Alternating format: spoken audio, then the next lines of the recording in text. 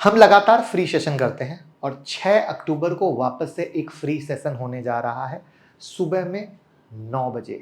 Google form description में है, भर दीजिएगा। ईमेल पर आपको लिंक आएगी, मैं रिपीट करता हूं, ईमेल पर ही जूम मीटिंग की लिंक आएगी, आपको ईमेल चेक करते रहना है, गूगल फॉर्म भर देना है और कल संडे को 9 बजे सेशन होगा। जिस तरीके से वो एक्टिव स्टॉक की लिस्ट धमाका प्रॉफिट दे रही है, कल की स्ट्रेटजी भी बहुत धमाका होने वाली है। इंडियन स्टॉक मार्केट का सबसे बड़ा स्कैम, नाम सुनते ही हर्षद मेहता का नाम आता है और मैं उम्मीद भी करता हूं कि आपने पॉपुलर वेब सीरीज स्कैम 1992 जरूर देखी होगी, जिसमें यह दिखाया गया है कि हर्षद मेहता 47 की एज में एक हॉस्पिटल के अंदर एक हार्ट अटैक से इस दुनिया को छोड़कर चले गए। लेकिन इस हार्ट अटैक के पीछे की कहानी में बहुत सारा रहस्य छुपा है, जिसका खुलासा 20 साल बाद हर्षद मेहता की पत्नी श्रीमती ज्योति मेहता ने किया है अपनी वेबसाइट harshadmehta.in के जरिए। ये खुलासा कुछ सवाल खड़े करते हैं जो ये सोचने पर मजबूर कर देगा कि क्या ये हार्ट अटैक था या एक प्लान्ड मर्डर। तो आज इस स्टोरी को जानने वाले हैं। वैसे आप हर्षद मेहता को हीरो मानते हो या विलेन, कमेंट में जरूर बताइएगा।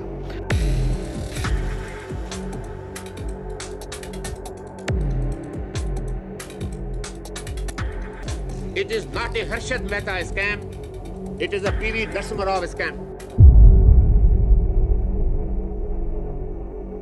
तो ज्योति मेहता ने अपनी वेबसाइट harshadmehta.in के जरिए उन राज को खोला है जो हमको स्कैम 1992 सीरीज में नहीं दिखाया गया। तो क्या है बिहाइंड द स्टोरी, इसको समझने की कोशिश करते हैं। तो उन्होंने बताया उनको बहुत बड़ा झटका लगा जब उनको ये पता चला कि सिर्फ 47 की एज में उनकी पति की हार्ट अटैक से डेथ हो गई।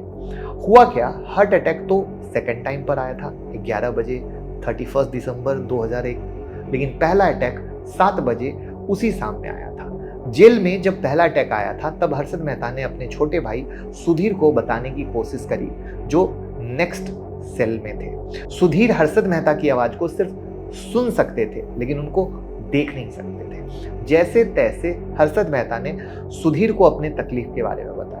सुधीर ने इन्फॉर्म किया जेल के स्टाफ को। फिर उसके बाद जेल में डॉक्टर बुलाए गए, पर उनके पास हार्ट अटैक की दवाई नहीं थी। ये काफी अजीब बात है कि डॉक्टर के पास हार्ट अटैक की गोली नहीं थी।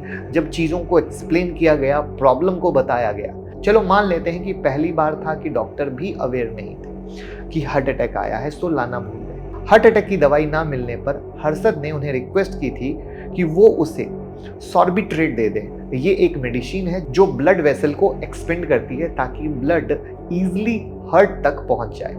ये सॉर्बिट्रेट उनकी वाइफ ज्योति मेहता ने उनके अरेस्ट होने के वक्त एक इमरजेंसी किट में दिया था और जो जेल कस्टडी में रखा था। इसी सॉर्बिट्रेट की वजह से वो नेक्स्ट 4 घंटे तक जीवित रहे। 11 बजे दूसरा हार्ट अटैक आया, तब हर्षद मेहता को थाने हॉस्पिटल शिफ्ट किया गया, लेकिन वॉक करते करते थाने हॉस्पिटल जेल से 4 किलोमीटर दूर था और पुलिस की एबिलिटी नहीं थी क्योंकि नया साल आने वाला था, इसलिए मैक्सिमम पुलिस की ड्यूटी बाहर लगाई गई थी। अब ये बात सोचने वाली है कि एक हार्ट पेशेंट को जिसको 7 बजे पहला हार्ट अटैक आया, उसको हार्ट अटैक की गोली तक नहीं दी गई। उस पेशेंट को 11 बजे दूसरी बार हार्ट अटैक आता है और उसको पैदल को हार्ट अटैक की गोली तक नहीं दी गई। उस पेशेंट को 11 बजे दूसरी बार हार्ट अटैक आता है और उसको पैदल चलाकर हॉस्पिटल ले जाया जाता है, राइट। और स्कैम सीरीज में क्यों छुपाई गई बात, इस पे तो हम जा ही नहीं सकते हैं। तो अगर इनको इलाज करवाना ही था तो उनके पास ऑलरेडी 4 घंटे थे जब पहली बार हार्ट अटैक आया था, लेकिन टेम्पररी चीज के बेसिस पर पहली बार इन्होंने हॉस्पिटल ले जाना जरूरी तक नहीं समझा।